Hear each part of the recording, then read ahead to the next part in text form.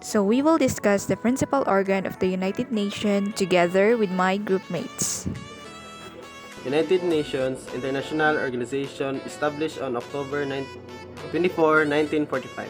The United Nations was the second multipurpose international organization established in the 20th century that was worldwide in scope and membership. It is consists of the United Nations' six principal organs: the General Assembly, Security Council, Economic and Social Council, Trusteeship Council, International Court of Justice, and the UN Secretariat. The UN system includes subsidiary bodies such as the separately administered funds and programs, research and training institutes, and other subsidiary entities. Some of these organizations predate the founding of the United Nations in 1945 and were inherited after the dissolution of the League of Nations. Each of the principal organs of the United Nations has a research guide devoted to the documentation of the organ. United Nations General Assembly. The United Nations General Assembly consists of all United Nations member states and meets in regular session once a year under a president elected from among the representatives. Function. General Assembly exercise deliberative, supervisory, financial, and elective functions relating to any matter within the scope of the UN Charter. Its primary role, however, is to discuss issues and make recommendations. It has no power to enforce its resolutions or to compel state action. Its powers are to oversee the budget of the United Nations, appoint the non-permanent members to the Security Council, receive reports from other parts of the United Nations, and make recommendations in the form of General Assembly resolution. Next is the operation. The General Assembly meets in accordance with the rules of procedure of the General Assembly. Each year, a regular session is held.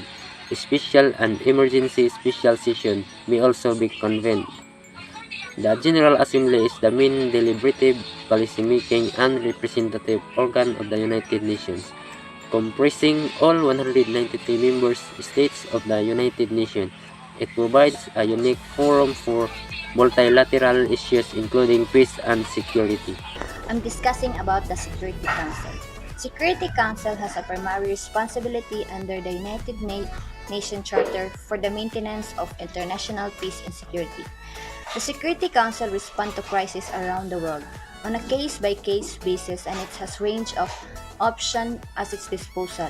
It takes many different factors into account when considering the establishment of new peace operations.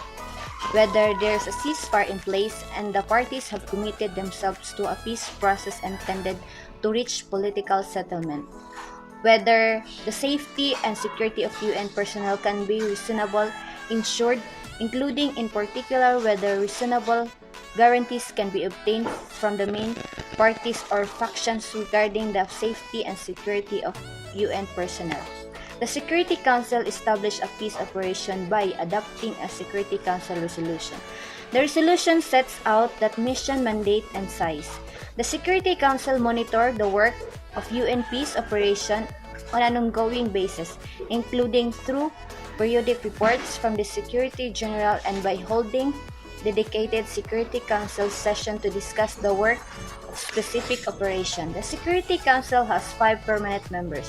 There are China, France, Russia, and United Kingdom and United States, collectively known as P5. Any one of them can veto resolution. The Council 10 elected members which serve 2-year consecutive terms are not afforded veto power.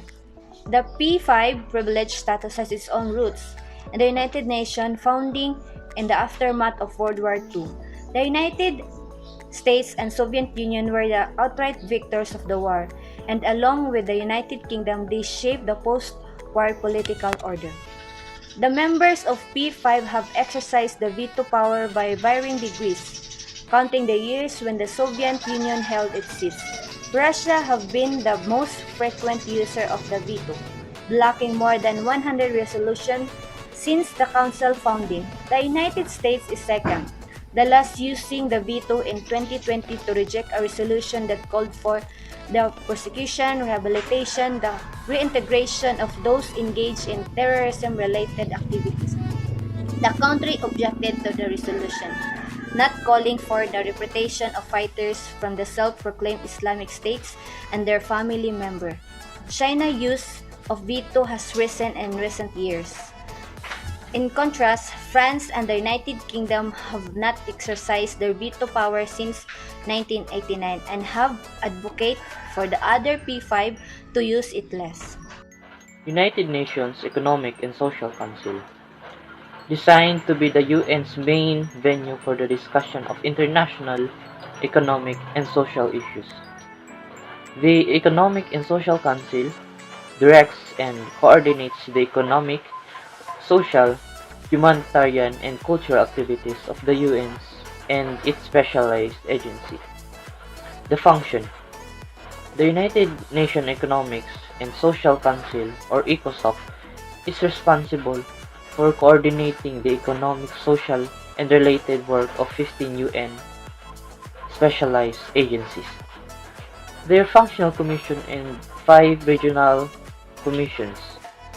The power: ECOSOC is empowered to recommend international action on economic and social issues, promote universal respect for human rights, and work for global cooperation on health, education, cultural, and related areas. Operation: ECOSOC has 54 members. It holds a 4-week session each year in July since 1998.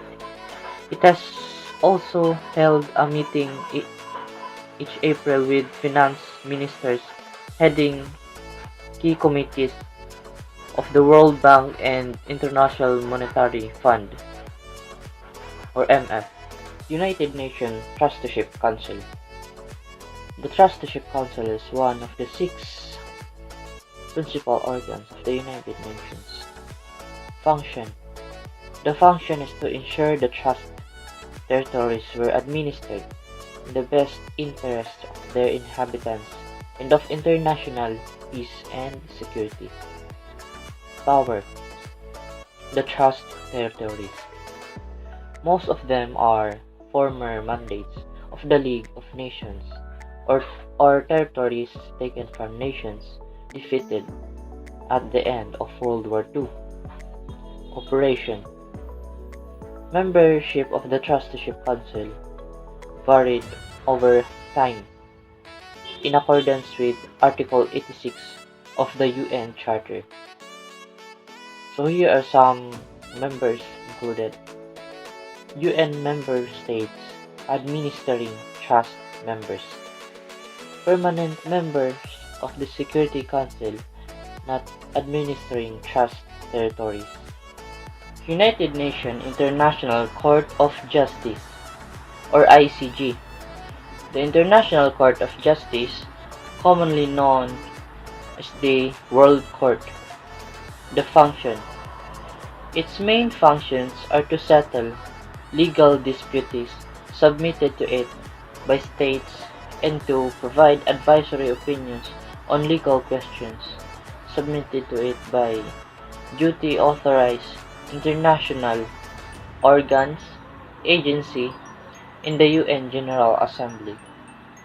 The power: the power is to give advisory opinions on legal questions referred to it by authorized UN organs and specialized agencies.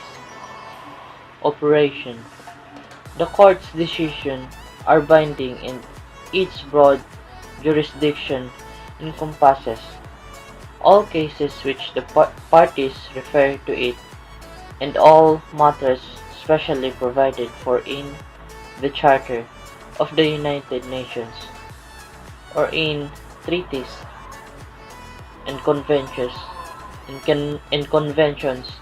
in force. The United Nations Secretariat. The United Nations Secretariat is one of the 6 major organs of the United Nations, with the other being is the General Assembly, the Security Council, the Economic and Social Council, the defunct Trusteeship Council, and the International Court of Justice. The Secretariat is the United Nations executive arm. It is headed by the United Nations General, assisted by the staff of international civil servants worldwide. The Secretariat function is the substantive and administrative work of the United Nations as directed by the General Assembly, the Security Council, and the other organs. At its head of the Secretary General who provides overall administrative guidance. Its power of administer operation initiated by UN's deliberative organs. Operates political mission, prepare assessment that proceed peacekeeping operation. The operation of UN Secretariat is the charter provide the staff shall not seek or receive instruction from any authority other than the UN. UN and member country is enjoined to respect the international character of the Secretariat and not seek influence its staff. The Secretary General alone is responsible for the staff selection. Thank you for watching.